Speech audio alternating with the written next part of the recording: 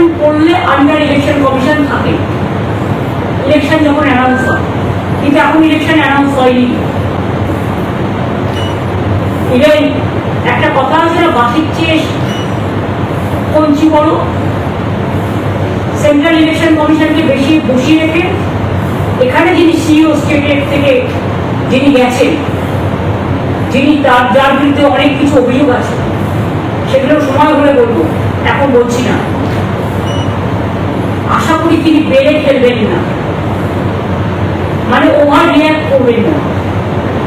তিনি বড্ড বেশি অফিসারকে থ্রেট করছেন, যিনি নিজে নানা অভিযোগে দুর্নীতিগ্রস্ত। সরকারি কর্মী, একজন আমলা, কোনোদিন ভেবেছেন মানে মমতা বন্দ্যোপাধ্যায় এত বড় এত পাওয়ারফুল একজন পলিটিশিয়ান, তিনি এখন নিজের প্রতিপক্ষ নিজের শত্রু মনে করছেন একজন সরকারি আমলাকে?